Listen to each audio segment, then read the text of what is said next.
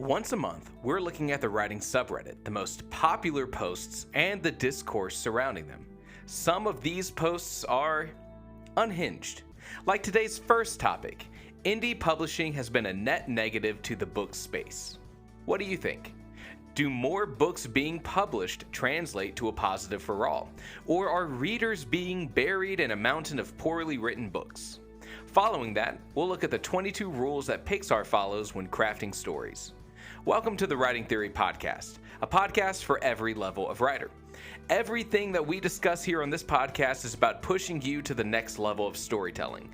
From prose to structure to the business of writing, you can join me every Monday for a new episode, a new topic, and a new takeaway that you can apply to your own writing right away. I'm Carson Long. Let's get started.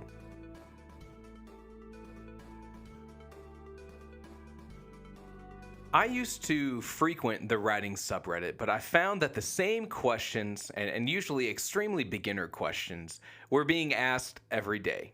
Is it possible to write your book without plotting everything out? Yes. Is it normal to not like my story? Yes. What are signs of amateur writing? And look, I stopped going to that subreddit probably a year and a half ago. I kind of got off Reddit as a whole, which first off was kind of hard to do. You kind of end up relying on Reddit for content. It's kind of tough, but my life has definitely been improved by taking a little bit more ownership about what kind of stuff I'm exposed to. And the writing subreddit was one of those things where I always wished that it could be a little more useful for maybe a writer who's not at that very beginning stage of their writing journey. Now, the good news is looking for a sort of replacement to that sort of community is actually what led to me wanting to create a Discord for writing theory. And if you're not part of that Discord already, there's over 450 writers at the time of this podcast. And every single person in there is so kind, so encouraging. We share resources, we share tips, we get, critique and feedback on our own writing, and we give critique and feedback on others. And we do all kinds of cool things like writing challenges. So, hey, if you haven't checked out the Discord yet, you should definitely check it out. You can find a link to the Discord in any of my YouTube video descriptions. Now, the thing is, there are other subreddits that focus on writing that maybe are a little bit more geared to what I was looking for than the writing subreddit. I know specifically, I used to really like going to the R fantasy subreddit. There was a lot of good stuff, not just on consuming fantasy, but on creating fantasy stories. And that's kind of one of my big genres. There was also Destructive Readers, which was a great place to be able to go and share some of your own writing in order to get constructive feedback. Also, kind of a scary name, Destructive Readers, but don't beware, don't be scared, it's not that bad. And then lastly, the self-published subreddit is pretty good, and I highly recommend you check it out.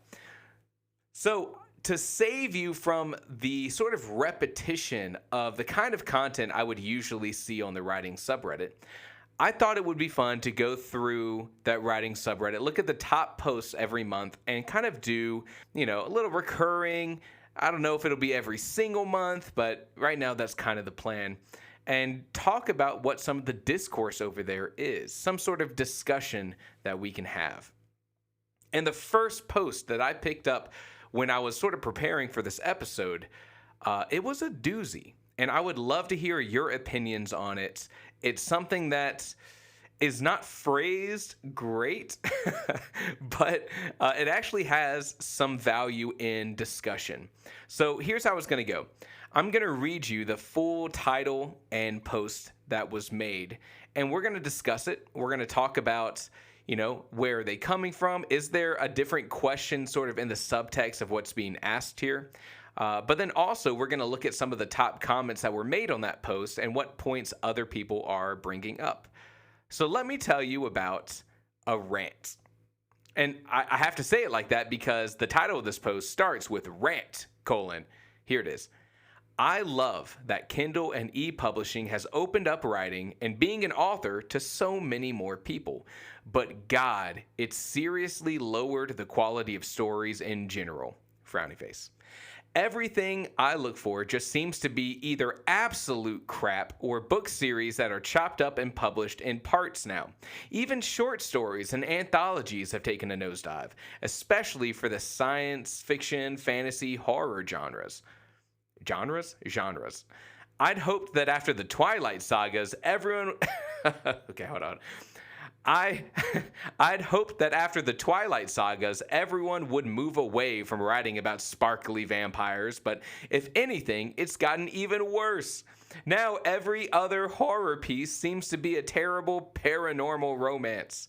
Don't get me started on fantasy either. Everyone Kindle publisher seems to be trying, and failing badly, to be the next Tolkien, copying the way that he wrote, etc.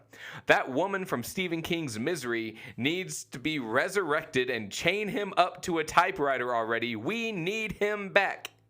All right, so what do you think about this? And here's the thing. I am kind of set back a little bit from trying to understand what kind of reader posted this. I'm having a really hard time nailing down because, a different kind of reader can definitely bring a different viewpoint on someone who, like me, who's already kind of ingrained in that self-publishing industry. The number one thing, the first response I think a lot of people are going to have, right, to this idea that self-publishing is leading to a lot of bad stories being released, is that, hey, you are fully in charge of what you want to read. If you want to avoid indie authors, it's the easiest thing in the world. It's harder to support indie authors than it is to ignore them. And so the OP says, I'd hoped after the Twilight sagas, everyone would move away from writing about sparkly vampires. Almost like someone is forcing them to read every sparkly vampire book being published. That's kind of an insane take. And I'm kind of being a little facetious, but it's really hard to take criticism seriously when it includes something like this, right? Because at its essence, this is someone saying, I'm annoyed that there's this genre of story. And I don't know if they read that genre or if they don't read that genre, but they're saying, I'm annoyed that this kind of story exists. And that's not a indie publisher versus traditional publishing thing. That's just you liking one genre over another. And so it frames the rest of the discussion in kind of a negative light. So we're going to try to look past that. But before we do that, I did also want to say that the OP says Stephen King needs to come back. Buddy, Stephen King never went anywhere. He's published 10 books in the last 5 years. Where are you at? Okay, sorry. Stephen King's still around. Okay, so look, the post would be a little easy to kind of disregard with things like that, but let's look past that and let's look at the core sort of idea of what's being talked about here, because it's something that's worth discussing, right? Self-publishing, we're actually kind of, if I had to argue right now, and I'll tell you, I'm ready to argue. If I had to argue right now, I'd say that self-publishing is just past its golden age. And I say that in terms of an author. Now, if I had to reframe that, maybe in the perspective of a reader, maybe self-publishing is at a golden age right now. There is so much content that you can get your hands on if you want it. And for an author, it is the easiest that it's ever been to publish a story. So before we get into the nitty-gritty there, I actually want to go back and talk a little bit about what kind of was the publishing landscape before self-publishing came into play. So let's rewind back. Let's go back in time. Let's we're talking Stephen King. Let's go to 11/23/1994. Oh, brother, this guy stinks! If anyone gets that, you know. If you know, you know. So here's the deal. Before self-publishing, we can sort of see what led to the rise of self-publishing by looking at the landscape and the strengths and the weaknesses of how things were like prior to self-publishing. So back in the 90s, way before self-publishing and getting your self-published story into the hands of readers was really an option, the landscape was that there were a couple of publishers that controlled my God, maybe 80 to 90% of the book market. And then there were a couple other smaller publishers. Some were imprints of bigger publishers that were putting out different kinds of stories. Look, you go to a bookstore and you'd see thousands of books across the bookshelf. And there's this like universal rule. You may have heard it. I hope I'm phrasing this correctly. It's called like Pareto's principle. But basically, it's the 80-20 principle. In a lot of cases, 80% of outcomes come from 20% of causes. And you can frame this in a million different ways, and it pretty much always holds true. 80% of stock trades happen with 20% of public companies. But in the same case, 80% of book sales were coming from 20% of books. People loved Stephen King. People loved Anne Rice. People would go, I find this mind-boggling. So Anne Rice did Interview with a Vampire and all the subsequent books that came after that. And it was like an insane craze. So much so that people would take vacations and go sightseeing at Anne Rice's town that she lived in, or the hometown that she grew up. Like, authors were in such a celebrity spotlight if you had a book that was that popular, that people would go out of their way to go visit where you would, what cafes you would go to write. Sort of in the same way people might do for Hemingway now. Or maybe they'll go to, I'm trying to think of any other authors that would, like a Steinbeck, right? What places did these Beat Generation authors hang out, right? I'm going to go sightseeing there. It was an incredibly different time. And so here's the deal. It's like, even in those days when self-publishing wasn't really a thing, it's kind of an insane thing to say that, all of those books were still at the same quality. Even in those days, so many books were just filler that people navigated around to get to the Stephen Kings and the Dean Koontz and the James Pattersons and the Anne Rices and the Clive Cusslers, right? The big name people, right? That's why when you go into a bookstore, you see here's a shelf that's just the bestsellers.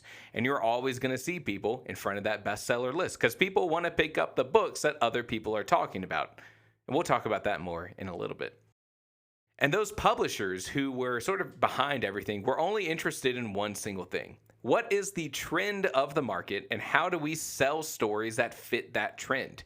Look, if you as a reader read a pirate story, maybe like Michael Crichton's Pirate Latitudes, but that wasn't a trend in the market, back in these days before self-publishing, you likely weren't ever going to get to see another pirate book until something came out and broke the mold, because it wasn't profitable to be putting out pirate books.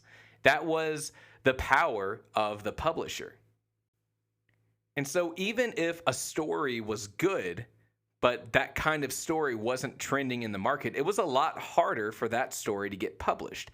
It wasn't impossible. I mean, people would still submit stories that were breaking the mold, and if it was good enough, and if they were lucky enough, and if it got in the hands of the right people, someone might take a chance on it. But it was a lot harder than saying, "Ooh, Anne Rice just wrote Interview with a Vampire. It sold 15 million copies. We need more vampire books." And guess what? That happens today. It happens all the time. That's just how the book landscape is. So the question is, was the quality of all of these stories better?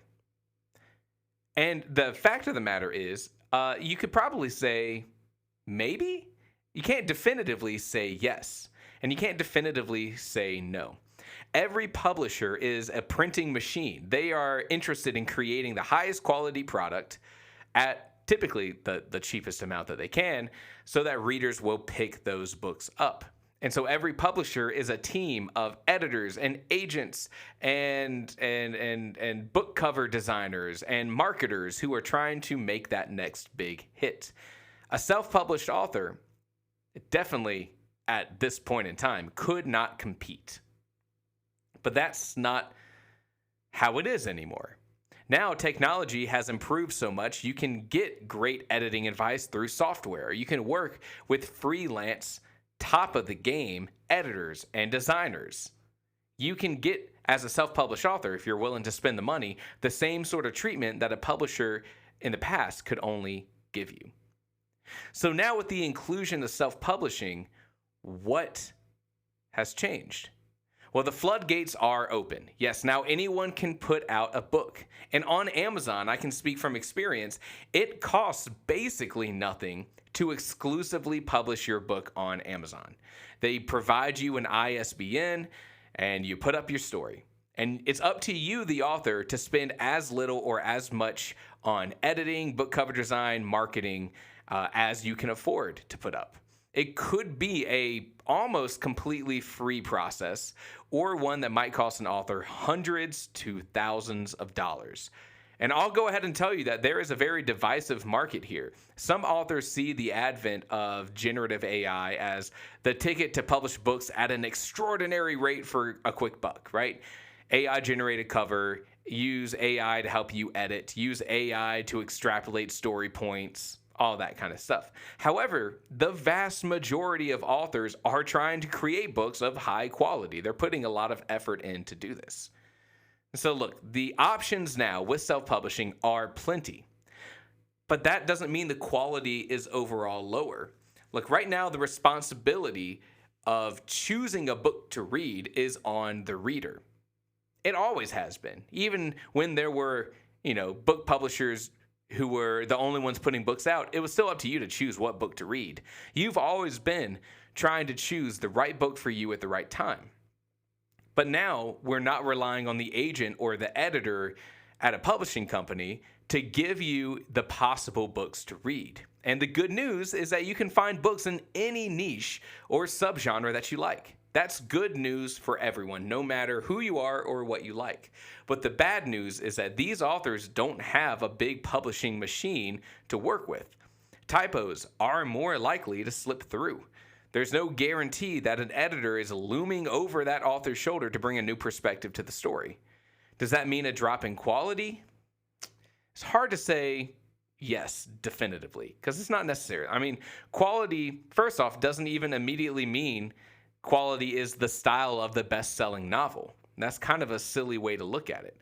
Quality is determined by the reader. What you deem to be a high-quality book might differ from someone else. Maybe you look for those super realistic characters. And so you're like, hey, Lonesome Dove by Larry McMurtry is the highest quality book I've ever read. The characters are so realistic. And someone else will look at that book and maybe they're very plot-focused. And they're going to be like, wow, the characters were good, but like nothing happened. And you're going to be like, what? Because that's kind of how I was. I was like, the characters of this book are really good, but you can move around the plot points of this book in almost any order and like nothing would really change. And so like the strengths of the book are the characters, but like I like plot-driven stories. So this book wasn't as good as other people tell me it is. And then that breaks into a fist fight. You know how it goes. So I guess it all comes down to this is if you want to read only the top quality books, then stick to the bestseller list, just like people did before self-publishing. Just wait for someone else to tell you this is a good book. You can choose to live right behind the castle gates and only experience the things that other people approve of. But that's not the only way to go about reading, and it's not the correct or wrong way to go about reading. It's just the path that you choose to take, and that's totally okay.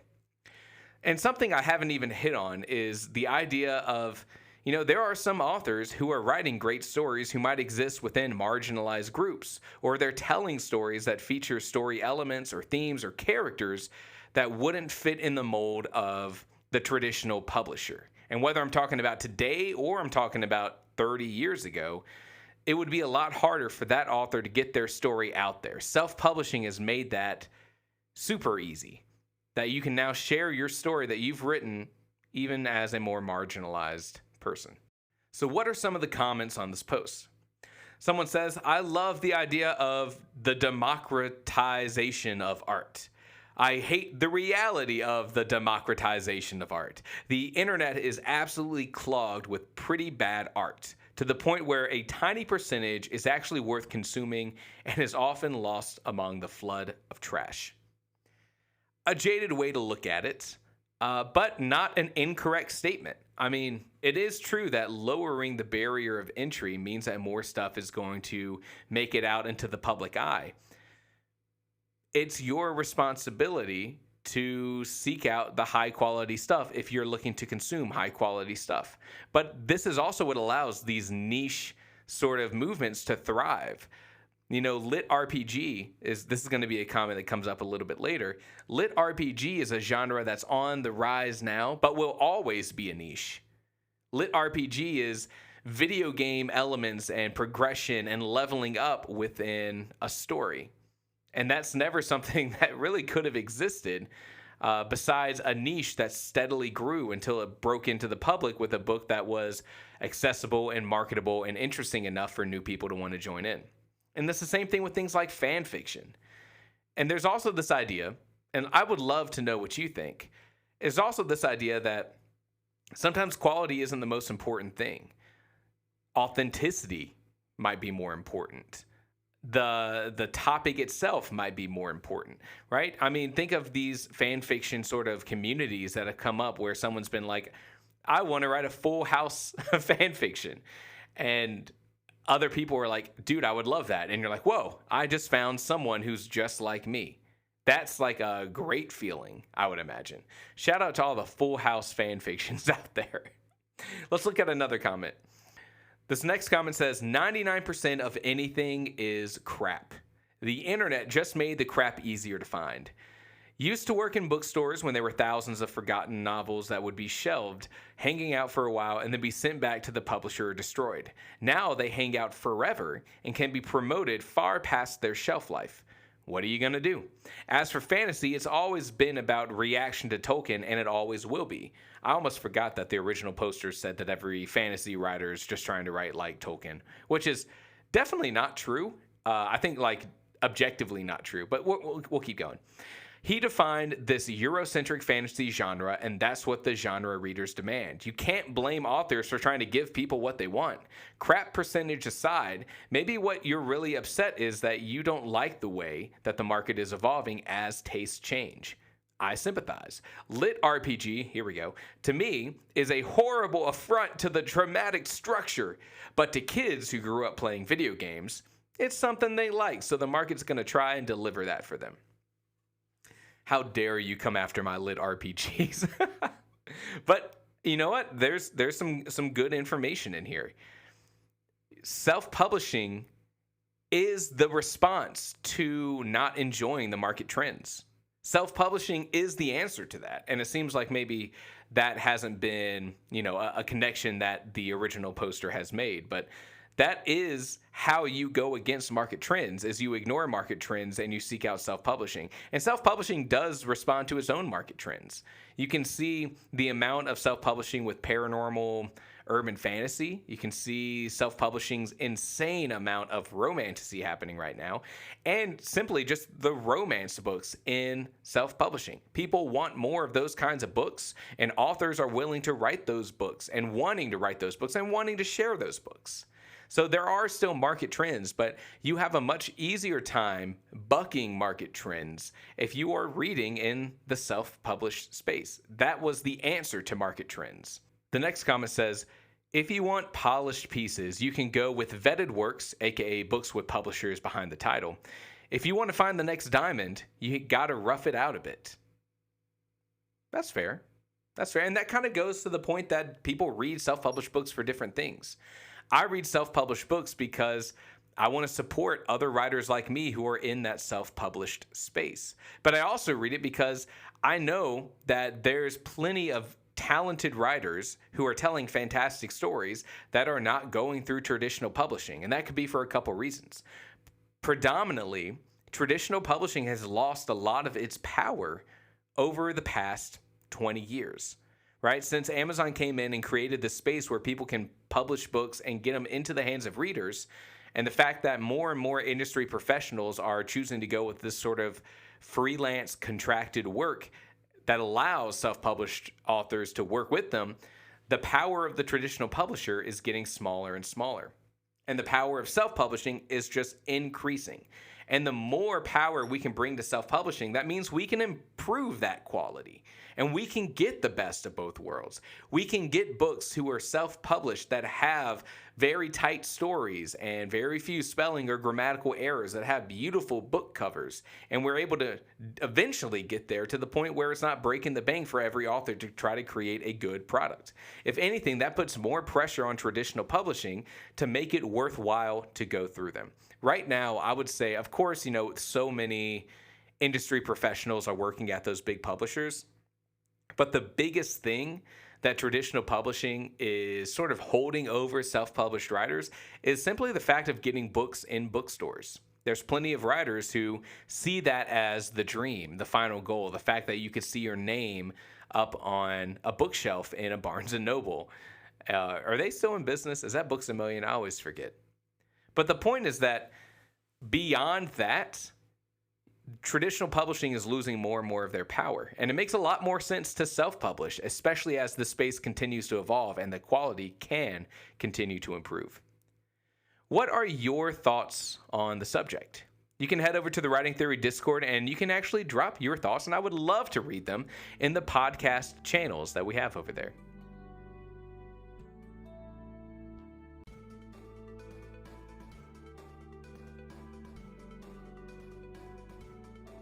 Where are my sweet tea drinkers at? Do people still drink sweet tea in the winter? I feel like it's kind of a summer thing. Anyways, the second post we're looking at today comes around about once a year in my experience, and maybe you've seen it, maybe you haven't seen it, but I think you could really enjoy it. And it's the 22 Rules of Storytelling as presented by Pixar. And I love this because all of these are short and sweet and easily applicable and easily thought-provoking. And so I thought it would be a great platform for the podcast. So we're going to go through all 22 of these, and I want you to really think about, do you agree with this? Could you apply this to your story right now? Or why wouldn't you apply this to your story right now? Number 1. Admire characters for attempting more than what their successes have been. This is the idea that watching a character attempt something and failing is sometimes more powerful than watching them always succeed. You can pretty much always get the audience on the side of your character as long as your character is wholeheartedly trying to complete something and we watch them just fall short. A great way to use this is to allow a failure earlier in your story that has consequences, and then present a very similar challenge towards the end of your story where we can finally root for their success. A great example of this, spoilers for all the Spider-Man movies, I think, ranging back to 2006 or whatever. The Andrew Garfield Spider-Man movies had him diving off this building trying to save the love interest, and it didn't work. And she ends up dying in that movie, and it makes his character, very distraught, and we feel terrible for him. Flash forward a decade later in the Multiverse movie, I can't remember what the title is, but we get to see Andrew Garfield dive after this other universe, Mary Jane. And this time we get to see him save her. And of course, everyone who knows about the failure that happened in the past sees the success of this event in a whole new light than someone who didn't know about this failure in the past. Being able to see failure puts success in a new light. Number 2, keep in mind what's interesting to you as an audience, not what's fun to do as a writer. They can be very different. They can be very different, I agree, but they aren't always. I'm a big advocate for, if you're having fun writing, your reader is going to have fun reading. That sort of energy translates to what you write. Now, that butt heads with the whole idea of like kill your darling, which is a whole other thing to dive into. But I also think specifically the number one thing I would bring up about this storytelling rule, a lot of world building, I see authors kind of like going way too far with their world building. And it's like, look, I know you're having fun and I know you're preparing yourself to tell the story, but a lot of the world building efforts that you do either aren't going to make it into the novel, and if they do, it's going to be a mistake. There's a video in the future I know I'm going to do one day that's going to be all about this, but until then, I'll just leave it at that. Number 3, trying for theme is important. However, you won't see what the story is about until you're at the end of the story. Got it? Now rewrite. So this is something that's actually repeated time and time again by professional writers like Stephen King and Anne Lamott, Anne Lamott wrote the Bird by Bird writing book, one of the better writing books out there. They both say, don't worry about the theme of your book until after you have the story down. And sometimes it's phrased like your story is a story first and then a message. Sometimes it's phrased by you need to know what the story is about, like that's what they're saying here, before you can identify the theme. And I 100% wholeheartedly agree. Unless you have an incredibly strong theme that you're going into planning your novel with, if you don't have that, you shouldn't worry about the theme until later. Number 4, once upon a time there was blank, every day blank, one day blank, and because of that blank, until finally blank. I think this is something that looks good in text, but is not very useful. This is just your most basic plot framework that you can find anywhere else. So yeah, you can kind of summarize any story in these terms too, so it doesn't really seem that helpful. Number 5, simplify, focus, combine characters, hop over detours. You'll feel like you're losing valuable stuff, but it sets you free. I do think there is a lot of good value in this one. Specifically, the idea that after you write your proto draft, go back and look at it, and especially look at what are the one use kind of scenes or characters that you might have in your story, and how can you remove one use things and turn them into multi-use things. It might be a setting. Instead of having 2 different settings for these 2 different events, is there something that you can do to build on top of it? Same thing with characters. You love that side character, but they serve one role in the story. How can we combine this idea with another character and make that character, I hope I'm not saying character too much, make that character more useful? Number 6, what is your character good at or comfortable with? Throw the polar opposite at him. Challenge him. How does he deal with it? Maybe if you're stuck in writer's block, that can be kind of helpful. I do think that you kind of always want to go into your story planning with this idea in mind, as opposed to like a writer's block kind of thing, like where do I go now? Let me throw this opposite thing at my character. But instead, when you're planning out all your details, you should be planning with, I'm going to create a character that,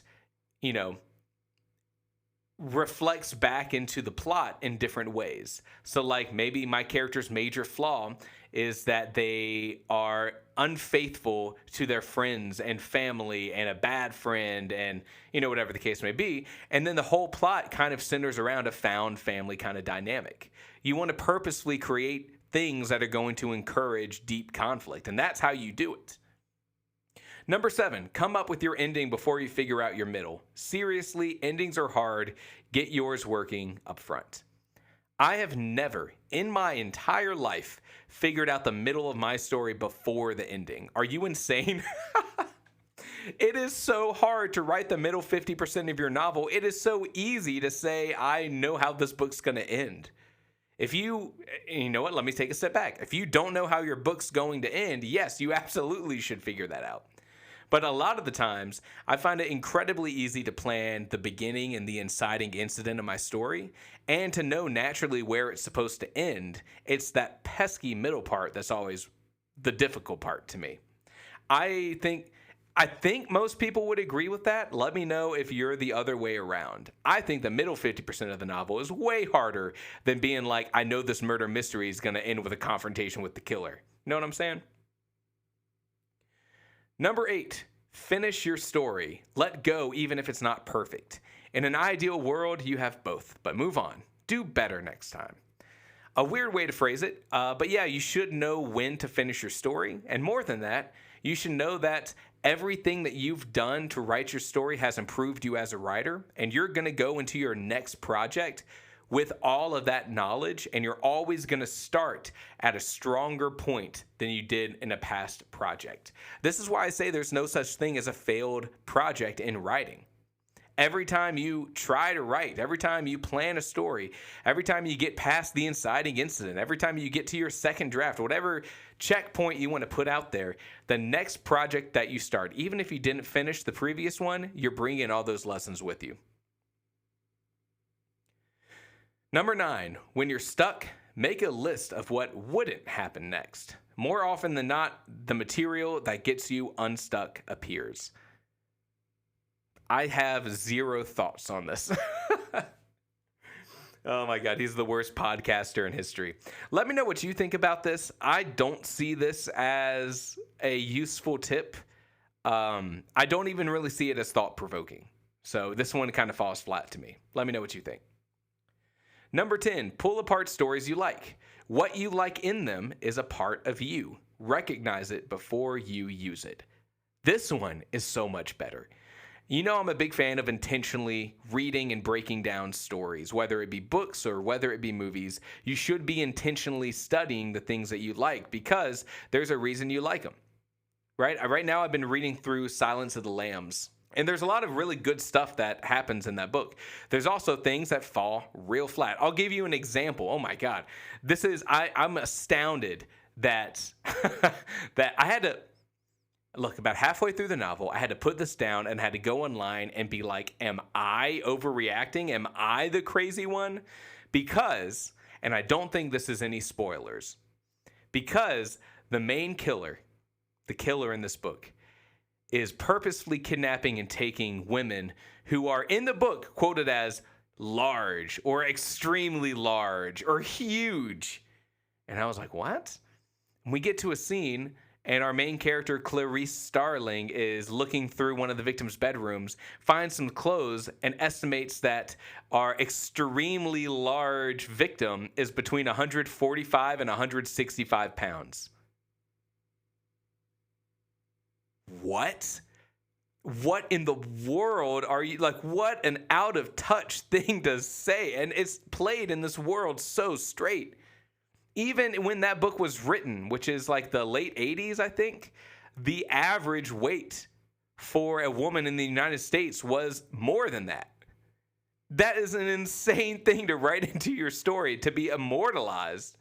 And of course, it became a huge, big bestseller, great movie, yada, yada, yada. But like, holy crap. So maybe the takeaway here should be not only recognize the things that you like in other stories so you can apply them to your writing, recognize the things that you don't like, study those things to make sure you don't fall into the same traps that those books fell in. I will never write something like that because I wasn't planning on it, but I was so flabbergasted when I came across that sentence. I had to go online onto Goodreads and look at some of the reviews and be like, did anyone else catch this? And of course, so many of the reviews were like, I am stunned. Number 11, why must you tell this story in particular? What's the belief burning within you that your story feeds off of? That's the heart of it. I think this one's okay. I don't think every story needs to have this heart of a message that's trying to change your life and your worldview and your viewpoint. Sometimes you can just write a good story that's entertaining and fun, and that's totally okay. Number 12, discount the first thing that comes to mind, and the second, third, fourth, fifth. Get the obvious out of the way. Surprise yourself. I want this to be good advice, but I just don't think it is. I saw similar advice to this when I was reading Dialogue by Robert McKee, a writing book all about, writing better dialogue. And something he says in his book is, ignore your first choice for dialogue and go with your second or third, because you want to, very similar to how this one's phrased, you want to do not the obvious choice. And I was a little stunned by that because when I'm writing, especially when I'm writing dialogue, I am like in the scene with my characters. I'm embodying those characters. The first thing that comes to my mind, hopefully, is the first thing that would come to that character's mind. I want to be a reflection of those characters and say the things that they're going to say. And if I'm sitting there every single line of dialogue being like, that's too much of the obvious choice. What's the other thing I can say? I just feel like, first off, my writing is going to slow down tremendously, but also I'm not going to be reflecting those characters as well. I would rather go through and do an editing pass on my dialogue and try to punch in the more interesting bits than every single time sitting there being like, saying hello's too obvious. They'll say howdy this time. Number 13, give your characters opinions. A character being passive or malleable is easy for you as a writer, but poison for your audience. This one, finally, we're back to great advice. This is a great piece of writing advice, of any storytelling advice. When I first was starting to take writing seriously, and I was like trying to create interesting characters, I think naturally what you do is you start to say, who do I know best I can base this character off of? It's me. It's myself. Of course, I'm going to put a little bit of myself into every one of my characters. And you know what? I see myself as a logical person, as very reasonable. Instead of having a miscommunication, I would just talk things out. How many boats could be solved by just talking things out? And so I wrote characters like that. And then before long, I was like, dude, what the heck's happening? This is boring as hell. And that's what was the case was. It was every single character was a little too samey, a little too logical. And then afterwards, I was like, wait, that is absolutely the wrong way to go about it. You want your characters to have miscommunications. You want your characters to react illogically. You want your characters to have opinions that go against the societal grain and the status quo. You want to have characters that are unreasonable at certain topics, and that makes for good storytelling. Number 14, what's the essence of your story? What's the most economical way of telling it? If you know that, you can build it out from there. If you know what this means, let me know. Phone in, caller, and tell me what the heck does this mean? Because I cannot tell what are they talking about the medium? Are they talking about POV? Are they talking about a plot framework? I have no idea what this is supposed to mean. Number 15, if you were your character in this situation, how would you feel? Honesty lends credibility to unbelievable situations. This is not even writing 101. This is writing 10. This is the most basic mindset you have to have when it comes to writing. This is not a writing tip. This is the basic writing skill, period. If you were your character, how would you feel? That's how you write a character. Insane. Number 16, what are the stakes? Give us a reason to root for the character. What happens if he doesn't succeed? Stack the odds against him. It seems pretty obvious to me, but maybe not so much to someone else who's newer to writing. Yeah, you should definitely have stakes. In the Story Grid, I believe was the writing book that I read, they mentioned the point of no return, and that throughout your story, you should have multiple points of no returns that continuously amp up the stakes. So the idea being that your inciting incident happens, there needs to be a reason why your character has to then go on this quest or do this thing. And then something needs to happen, 30% into your book that raises the stakes and makes it where they now, even more so, can't turn away. And then have that happen again, and have that happen again. Reframe what they know. Reframe what they thought the stakes were. Put more stuff at risk until finally the climax feels impactful because you fully understand the situation and what could happen if it doesn't work out. Number 17, no work is ever wasted. And if it's not working, let go and move on. If it's useful, it'll show up again. There is definitely importance in the idea of first being able to recognize whether or not something is working or is not working. And a lot of that's going to come from your own feeling about your story. If you're writing something and you feel good about it, odds are there's some merit to it. But if you're writing something and you aren't having fun, you're having an issue finding believability in these characters, you're having an issue liking these characters when your intention was to make likable characters. If that's the case, if you can recognize that, then maybe you need to pivot. Maybe you need to do something else. Maybe you need to try to rewrite that story at a later time where you feel more confident. Number 18, you have to know yourself and know the difference between doing your best and being fussy. Story is testing, not refining. But is not story about getting it down and then editing it and refining it to a better state? Find the difference between doing your best and being fussy? This feels dated for some reason. Maybe it's the word fussy. Maybe it's the sentiment of this entire thing.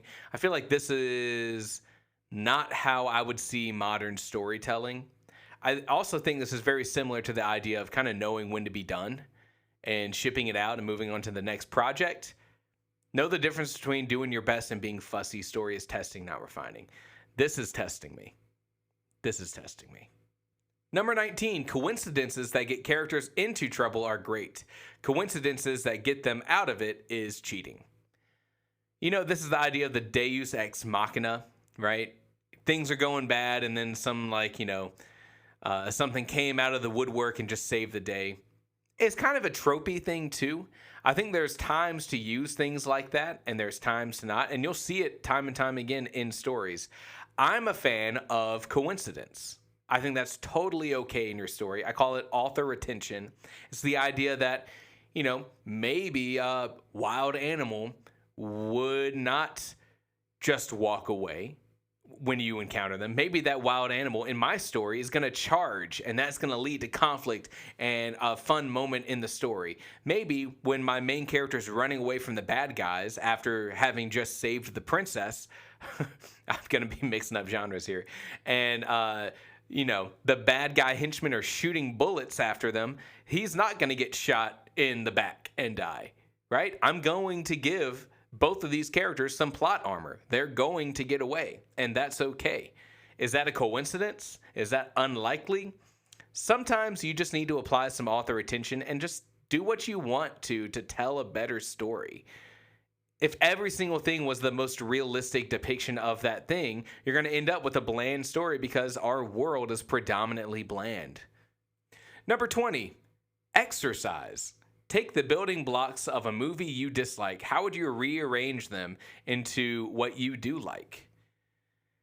I personally don't like a lot of writing exercises like this, but to each their own. I could see that being useful. But if I'm going to do some sort of exercise like this, I'm probably going to focus on other things rather than taking a movie I don't like and making it a movie I do like.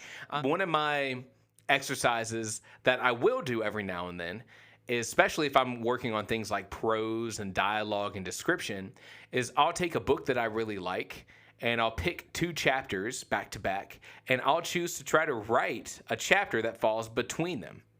And my goal is to emulate the kind of story that this author would tell, the kind of way that the characters would speak, the kind of prose that the author would write. And I find that to be really useful. And as a writer, that's something I highly suggest. But you know what? If you're trying to plan out structure, if you're trying to exercise, your ability to put stories together, maybe this is a better way to do it. Just not my style. Number 21, identify with your situation/characters. Don't write cool. What would you... What the heck? Identify with your situation/characters. Don't write cool. What would make you act that way? I don't like this advice. This is the exact same thing of if you were your character, how would you feel? Skipping it. Number 22. Putting it on paper only allows you to start fixing it. If a perfect idea stays in your head, you'll never share it with anyone. Hey, that one's not so bad. One of the most fun parts of writing is when you're planning a story and you're thinking of how cool this world's going to be, how awesome this character is going to be, how interesting and fun this plot's going to be. Because while it's in your head, it has basically unlimited potential. It's only when you start putting words down does the potential of that story start to become realized.